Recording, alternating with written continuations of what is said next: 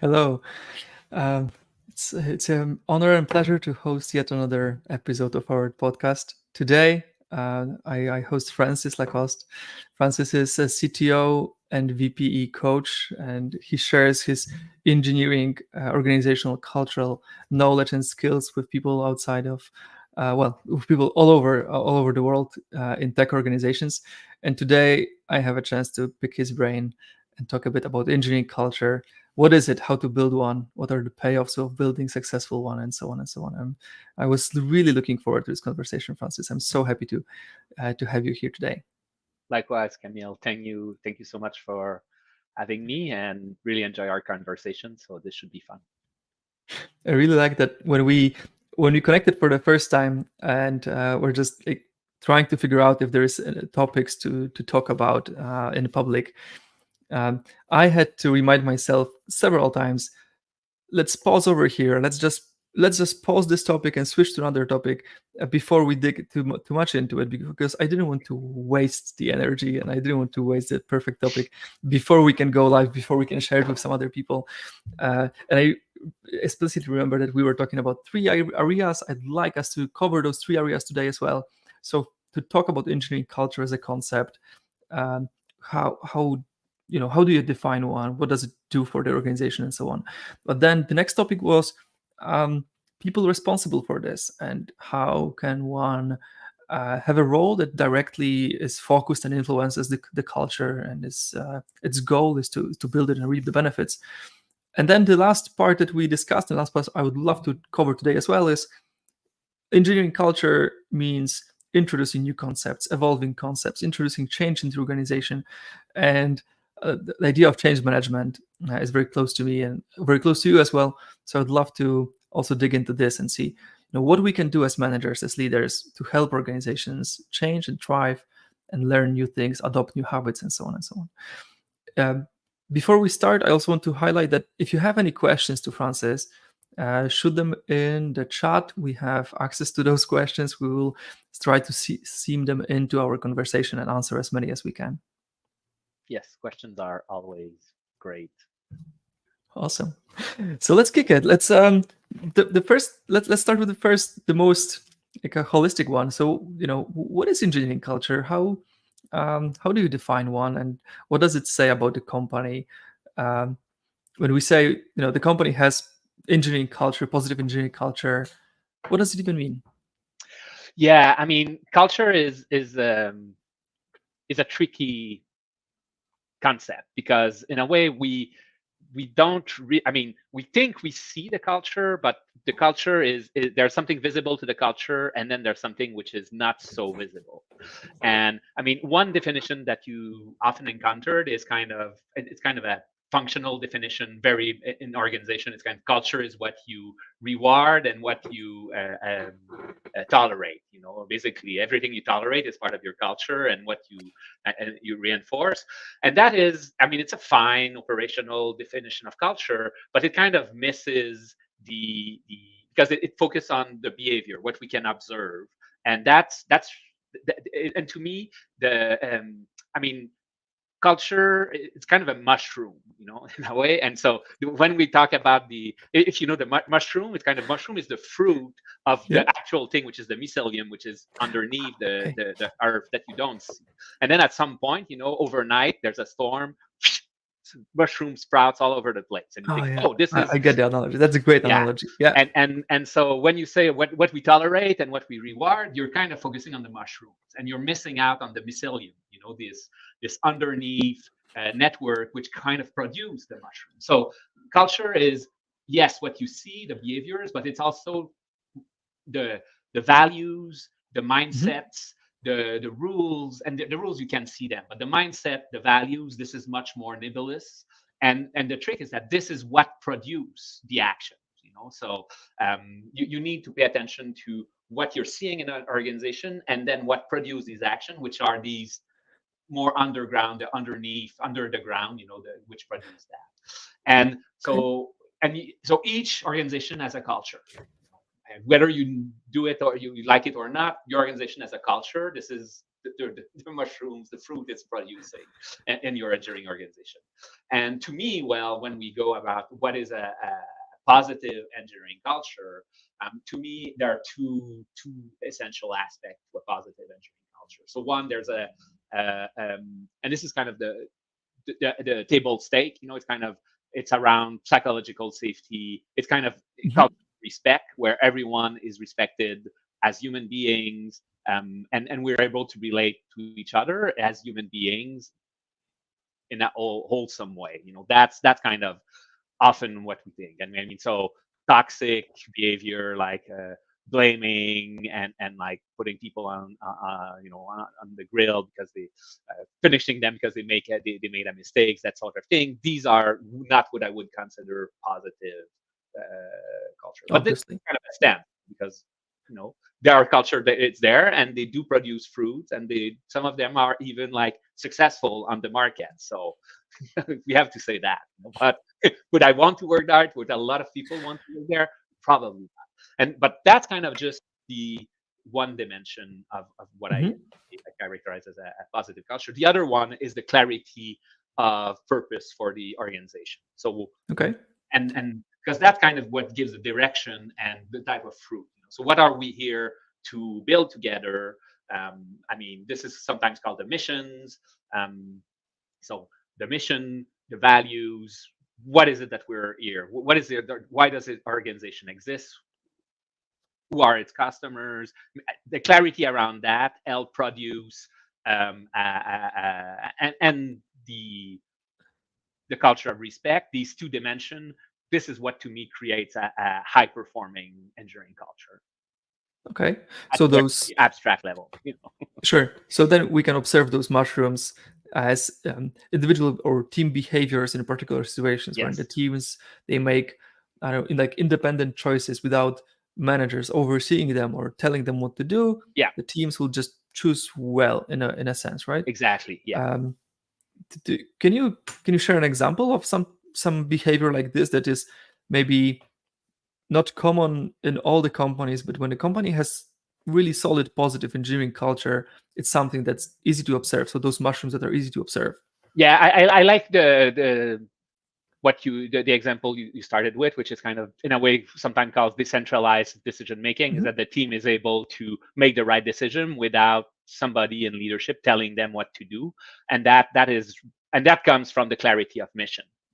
So an example would be so taking from Heroku, we had like a clear vision of what Heroku was. We were there to make it easy for people to operate and deploy their app as developer, making it and this was very clear, which enabled people to make decisions on, okay, what is this. There's a team responsible for the I mean, two examples here come to mind. One is there was a team responsible for the developer experience. So how do we these parts of the app? And then the team came up with, okay, review apps, which is if you use the Roku, and now it's kind of you have that on GitHub and all of that, but it came there first, which is, hey, what if when I create a pull request, it spun up like a version of my app so that I could test it there, So it kind Mhm. of the team came up with that because of the clear mission. And then this was something that was not in the product exposed to customer, but when we were on our journey to compliance, if you've been like on getting like PCI or compliance, that sort of thing, there's a bunch of regulatory, I mean, the controls that you have to put in place. And I mean, you need to like validate code reviews and like show an audit trails and all of that sort of stuff. And there are multiple ways to do that.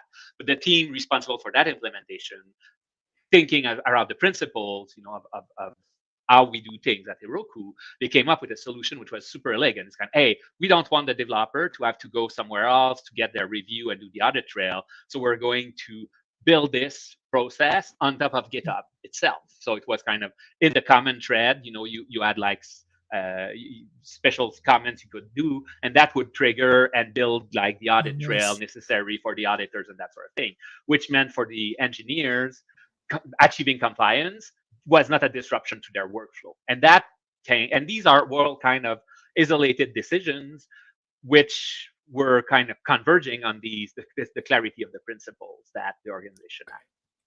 Right. So you kind of tap into the um, well, the decision making, but also the creativity, Yeah, understanding of user needs by the product teams themselves, right? So you don't yeah, need to bloat your, I don't know, roadmap planning and stuff like that, and research, because you have people on the ground who work closely with your future clients, which is kind of cool. Like I think this is what well, what then translates into faster shipment, better product market fit, and well, all the other benefits. Um, I wanted to ask you, um, is is this, when we talk about culture and all the things that are hard to grasp somehow, they also hard to measure. But the idea of measuring productivity, culture, measuring the well, individual value given by individual contributors in the team or by teams, and comparing the teams, this is like a Pandora box, right?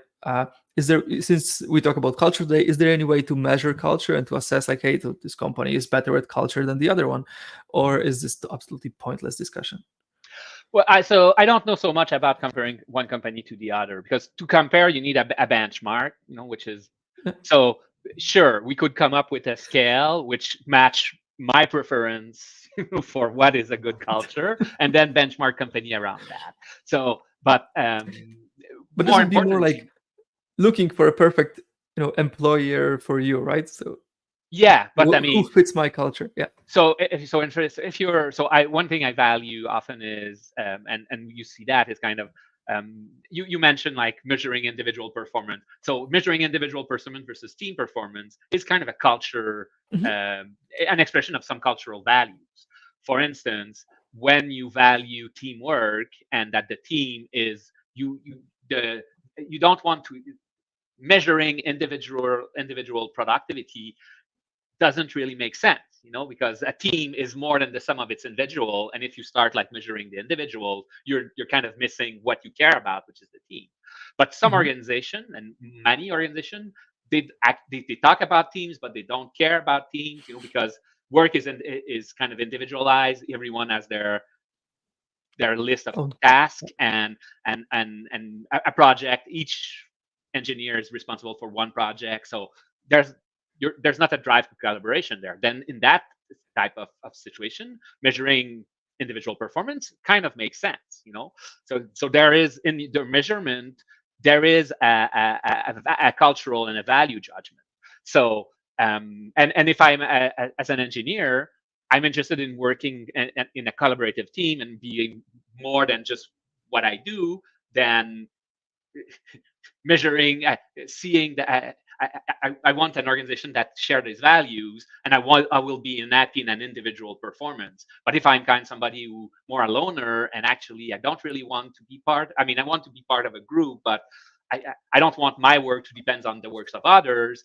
Then I mean, look for a company that values individual performance, because this is where I will be able to shine.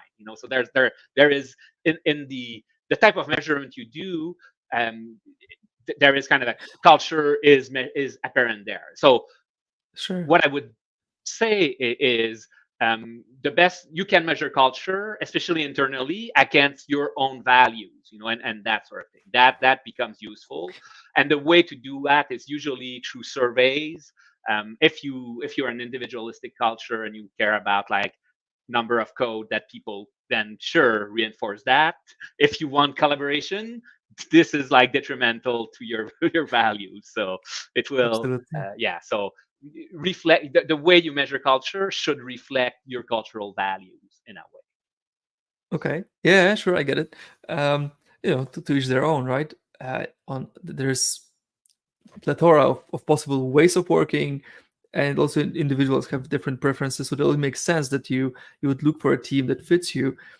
I'm curious, mm, if maybe you know of some data about this or some research about this, if particular sets of those behaviors and those like visible elements of culture prove to be more effective today, um, do market leaders share some traits or not necessarily?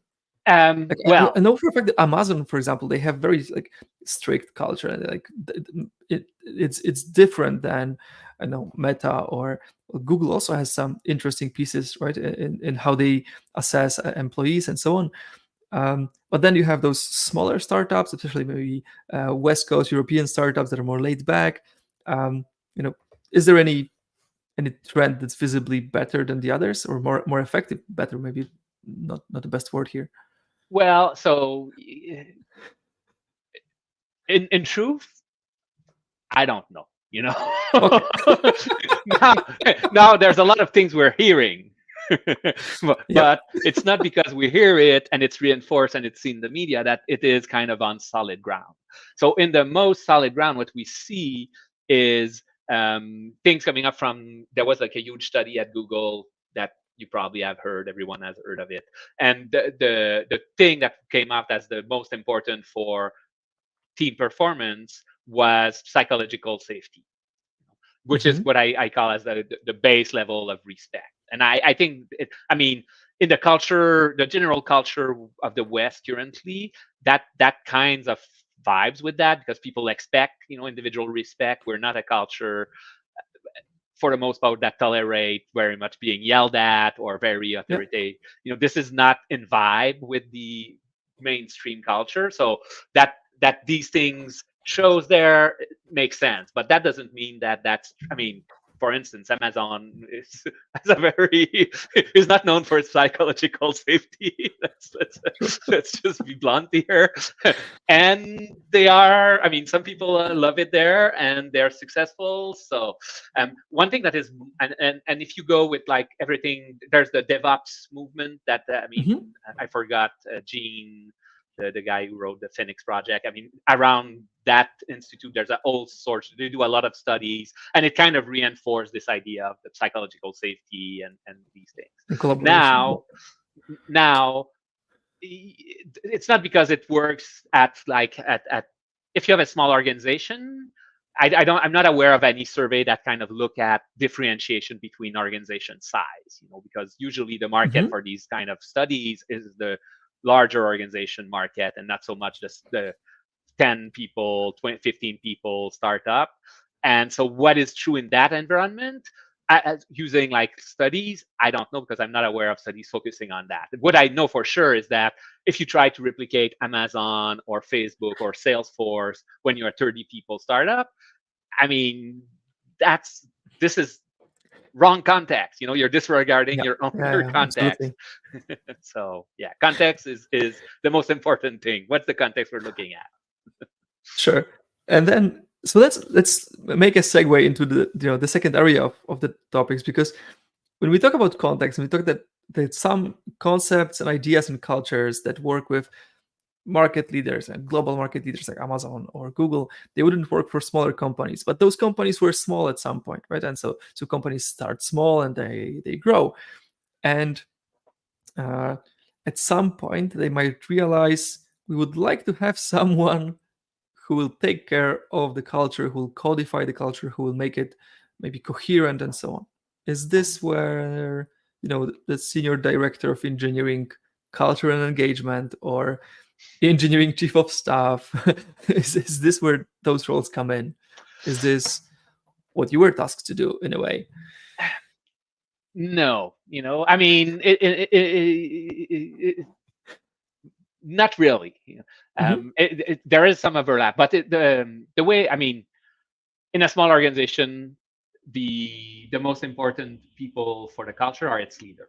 In a way, an Okay. organization cannot really rise above the culture established and the values established by So their like founders, the management team. founders. Yes, Mm-hmm. basically. Now, what can happen is that the founders might not pay attention to that. But I mean, as the company grows, at some point, the earlier the better. Being more explicit around the culture becomes very important, because otherwise it kind of just falls apart, because people come in from, especially when you're scaling fast. It's it's not uncommon. Like in 18 months, you have more people coming from outside the organization than the people who Sure. have been there since the beginning. And if your culture is not strong, and clear, then all these peoples with all good intent will just kind of try to replicate what they learn in the other organization, even though it might not be applicable in this context.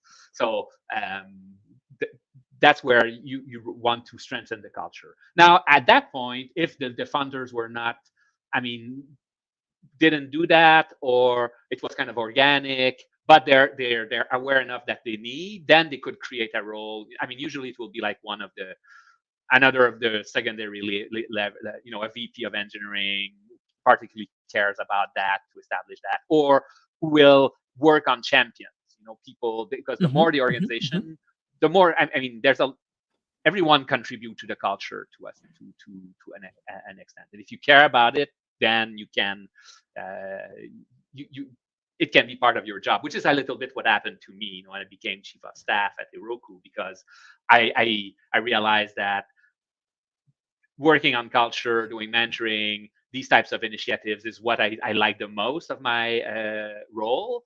And I wanted to concentrate on that. And so they created a role for that. And usually chief of staff is often one of these variable geometry role, that exists, which is which you rarely hire for a chief of staff. I mean, some people do now, but most of the time it's more like somebody internally that, I mean, sometimes it's done for succession planning, kind of. So at the previous company, they would take a leader, would do like a 6 months rotation with the CEO to groom them, like for taking more responsibilities, things like that. Doing special projects. It's usually not a long-term role. It's often like a 6 to 18 months role in transition, where you have focus, and culture or operations, depending on the individual, will be there.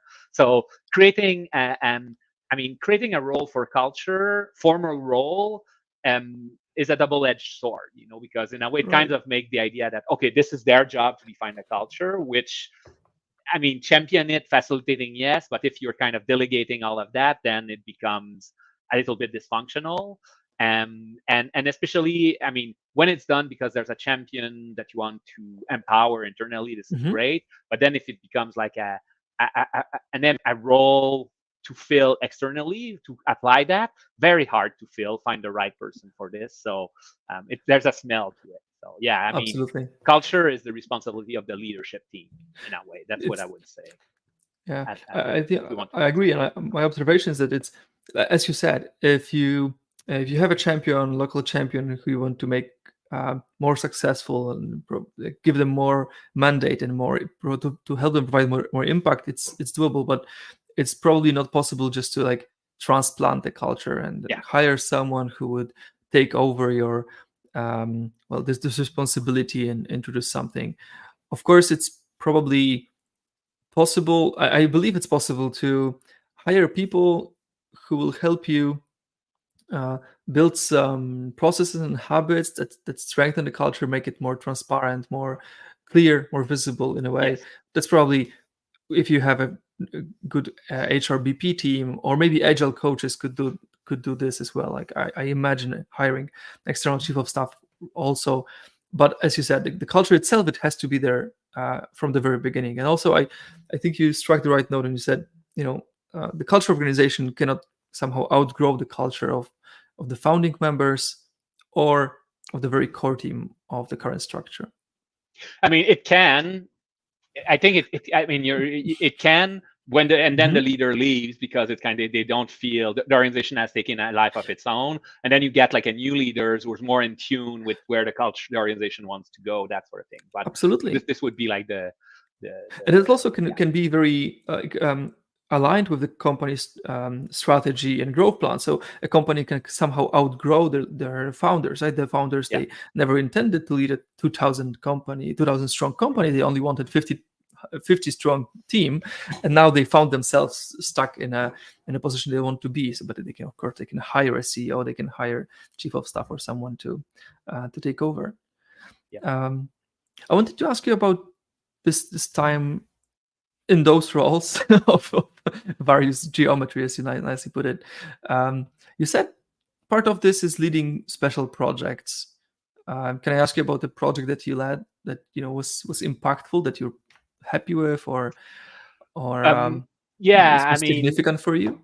the so two this was like in when I was responsible for culture programs for the old platform at Salesforce. So the first one that I got assigned was designing an onboarding program for people joining. There's an onboarding program for Salesforce, but within platform there was none.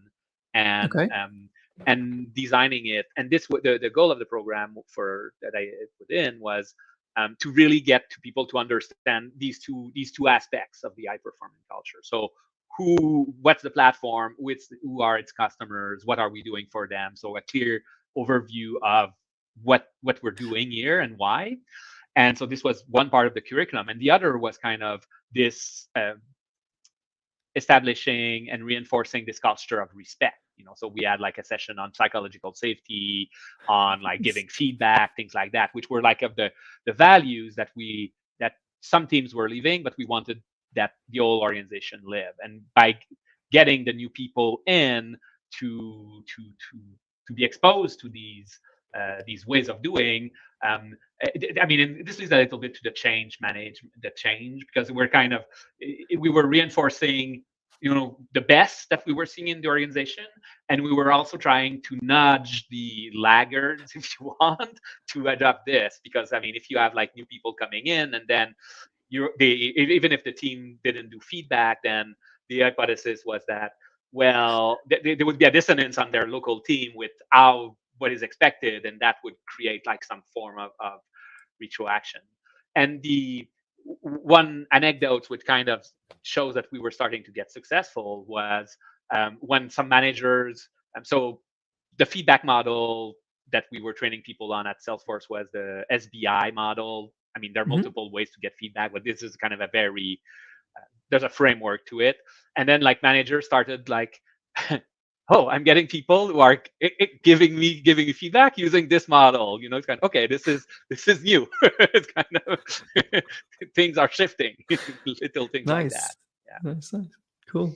Yeah, it reminds me, a couple of years ago, I was working at the capacity of Agile lead in Netguru, and one of my duties was just talking with people about how their project is going, maybe giving some advice, how can it um, move forward a bit, or how can they improve some small stuff.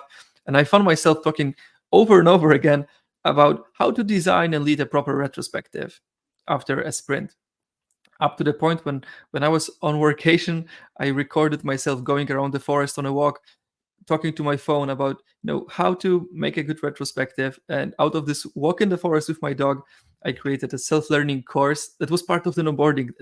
In a couple of weeks, it became part of the onboarding, and we also saw that this was a small nudge, but people were shown the baseline, the level of competency, knowledge, and also maybe habit that we expect when it comes to this particular thing, just retrospectives.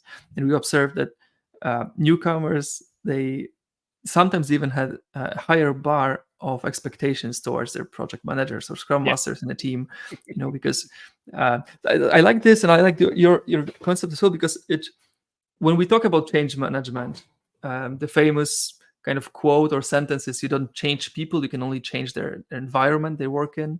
So you can create chances for them to learn how to make choices, how to behave in a way that's more consistent with the organization. It's more like expected of them. And both your and my examples are kind of like a showcase of it, that Yeah. you try to make a small effort, but put a leverage on it that will just um, have an effect, like multiplying effect on numbers of people. I'm curious, do you have some other maybe anecdotes or case studies where a small change in um, how you change this, like, entry point, maybe at top of the funnel of behaviors, can make a significant change further down the stream? Yes. I mean, this is another example coming from same team. We I mean, in a way, often what can be done, especially in large organization, it's amplifying small change. So we had a Okay. team which did like a refactoring training, and then one person on the team started doing a refact. I mean, the team loved the training. It was I don't know, a week training on how to do refactoring, and so how do we make that happen? And then the one person on the team decided to propose like they do a refactoring Friday. So every Friday the team gets 1 hour together and do refactoring. And then I mean that change that a huge impact on how the team worked, on the quality of the code, the maintainability of the code down the line, as you can expect. And what we did, we kind of built a program around that team. So we were offering that we made it easy for teams to sign up to do the same type of training, and then that person um, created kind of a refactoring Friday facilitator training, which was like A they would show champion. how they would do that, and then we networked the facilitators of that to kind of slowly build out that change. And one thing I want to add to the change topic is that you said, okay, people, you cannot change, you cannot force people to change, you can tweak the environment, and that's totally true. Another way of looking at it is that actually we change all the time. I mean, I'm sure you've picked up an habit. There's something you want to learn, I don't know, tennis, and this is a change, and you learn Mhm. tennis. This is not hard. I mean, it is hard, but it's not. So it's more like people don't want to be changed. Everybody is willing to change, but not when change is forced upon you. Then no way. So Absolutely. Yeah. yeah, That's also my understanding and my kind of like discovery of last couple of years, that of course people are willing to change and pro to change. It's just that you have to somehow strike at the right moment, at the right place and right time. And I recently was thinking about, you can manage change on a very individual level. So you can create your own habits. You can give up, smoking, and it's okay. It's quite clear how to do it, but still, when you think about introducing change as a management, you can think more of how could politicians or health officials try to limit how many people smoke in a given society, right? And then, first of all, by the theory I like, by the framework I like, which is ADKAR by Jeffrey Hayat, I think. Um, he says there's like 5 steps, 5 levels of resistance that you somehow need to overcome, help people to overcome. You cannot force them, of course, and this can make you successful. So awareness, like why smoking is bad, then desire. Why should I give up smoking? I love smoking, so it's a painful change to give it up. But if you convince me that it's beneficial for me, that's like a second level of the blockers that's given up. Then the knowledge how to give up smoking. It's not trivial. I've seen my parents in the past, like they were really um, they were willing to give up smoking, but they had no idea how yeah, to do it. It's not as easy as just not buying the next pack of cigarettes, right? You have to understand how wired are you with your habit, when will you be at your weakest, how to behave, then maybe call someone, or to think about how to internalize the internal struggle that you have, should I smoke or not. So this is knowledge.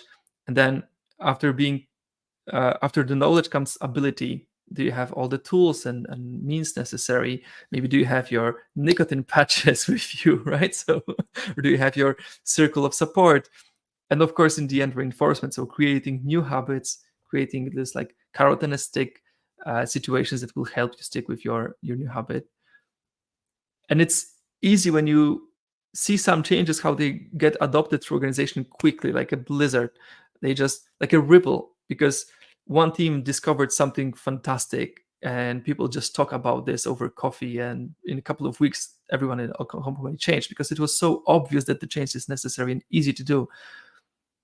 yeah, and they But know. I then, mean, but then you, yep, like in but our thing, I mean, in the example I gave, exactly. it kind of, I mean, especially the later part of the model, we there's kind of so the training gives kind of the why and why I should do that, the desire, and then there was kind of a clear, okay, if I want to do this, here's how to do it.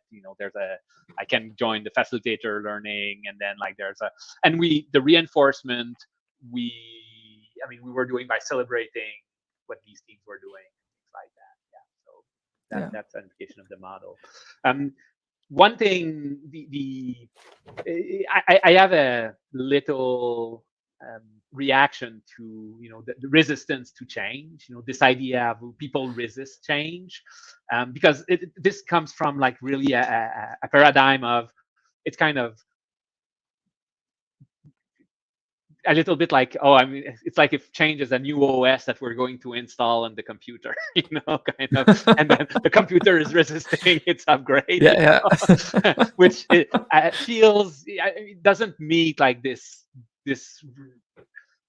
value of respect and respecting people's autonomy and the fact that they know to a certain extent, I mean, what is good for them. We might think we know better.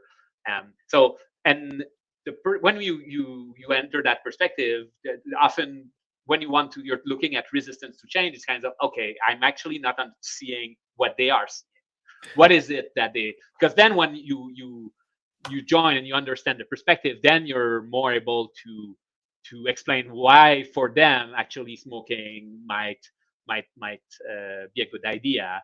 Or like this, I forget who exactly. It's like somebody in family, they were like 85 and they had like or 90s or things like that. They were smoking, and then they had some pulmonary problem, and the doctor was kind of and then say, okay, you should stop smoking, and then look at it and say, maybe not, kind of. Agree. For you, it might not make much sense. So. Yeah, but I think you touched on a very important topic, that there's always someone responsible for change. There's a project manager, change manager responsible, a champion of initiative responsible for changing something. I've been in this role for many times in my career, and I think the greatest responsibility in this role is to be humble and curious about, I'm about to change something. Do people think it's a good thing? If not, why? Can I be convinced to back off from this decision, this topic? Because I think what's still not discussed enough in management is the concept of design, of good design of organization, good design of a change.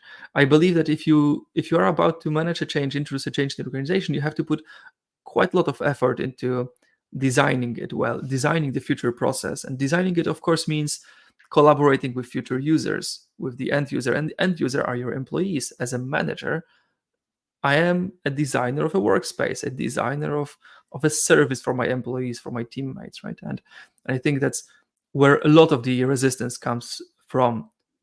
Change that is scoped inappropriately, that's not well designed, that's not only in the terms of the content, the whole body of the change, but also how it's communicated to the team, how it's described to the team. How do we kind of sell it to people? Like, these are the benefits, this is the problems that we solve. Of course, these are the problems that we create, because we always create some new problems. When we solve one, we create two others.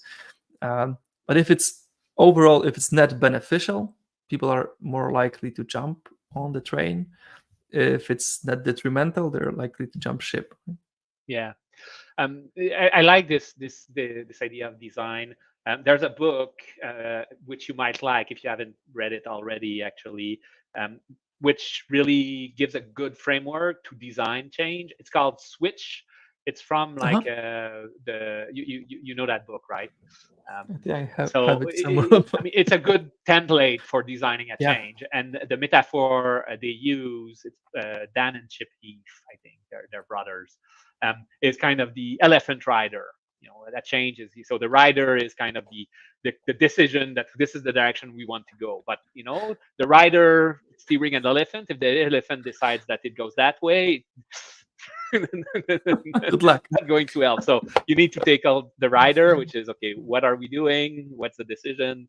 The elephant, which is kind of the motivational aspects. So what is the emotional appeal of this is the drive system, working with the drives of people, and then the path, you tweaking the path, which is what you mentioned earlier around tweaking the environments, for people to pick up a new change. So your design, you need to take care of these three dimensions.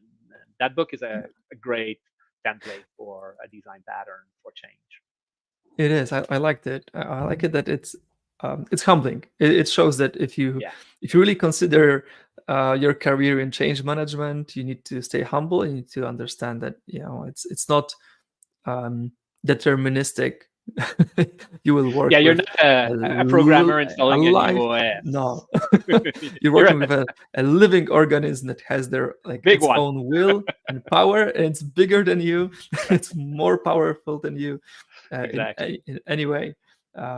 It's very humbling experience, but also very rewarding, of course, if you can design it and conduct it in a way that changes the performance of a team or a whole organization to a more positive one, to a more effective one, right? It's exhilarating experience, I guess. Yeah. Another tool for the program, the change manager, is getting. I got this from Esther Derby in her book 7 Rules for Change, which is also a good, and it's really about these micro shifts, which has macro results that you were talking earlier, and this is the fingerprint principle. It's kind of, if you design the change in that kind of a general way with this is what we want, these are the boundary conditions that it with, but you don't design everything, and let people actually kind of own the change, then that is it goes in the idea that we were talking about earlier, where people don't mind change, they just don't want to be change. They want to have an agency on the change that they're living through. So allowing people to participate in the change, to put their fingerprints on it, is another way of changing. And then it's not just it goes with the humility you were talking about. It's not just, hey, I made this change and this organization is actually, we changed together. And then nice. Like you said, the role is more like a facilitator or an elephant rider than the I think that kind of what the reflection I have periodically when I think about managers in today's organizations. Just to make a segue to the very beginning, we said organizations built on emotional safety and psychological safety, and then how to manage those organizations. It's more and more about soft skills of coaching, of service design, let's say, of mentoring, than managing through PowerPoint and Excel, right? And it's old school top-down management communication and powering through. Yes, it's a challenge, absolutely challenge for current managers. Yeah, very much. And that's what I like to accompany people on this journey of having a more collaborative leadership, and empowering, because then you get everybody is engaged. If everybody is rowing in the same direction, it goes actually very fast, and you can, and the old school was kind of, you have whip, basically, and this is how you get people rowing. But this is, this is cruel. Sorry for the graphic metaphor, but it is there. And it works, but there's a lot of inefficiency and loss of energy, and then another, it's just cruel. But when people are self-motivated to actually row together, then it's kind of amazing what can be achieved. Awesome. So I think we're behind the schedule, out of time for a long time already, but I knew it's gonna happen. You have such a positive energy about you that but I think let's wrap it up over here. We could talk for hours. I think some of the most important things that we discussed today will are very useful, will stay with us. I hope that you will have a chance to work with amazing leaders and help them transform and help them move organizations into more positive, more collaborative, effective culture. I think of you especially as if we think of change managers and champions as people who have a leverage over organization, it would mean that you have leverage over those people. Like you apply your knowledge and skills to people who then have a multiplying effect on many organizations. So I'm looking forward to seeing the effects of your work in more and more companies all over the world. Thank you so much, Kamil. This was a pleasure. Anytime, I mean, happy to to have conversation, recorded or not, anytime Absolutely. you want. Thanks, Francis. It was great having you. Great having you today. I wish you have a great day. I just finished mine today. See you next time. See you next time, Kamil. Bye-bye.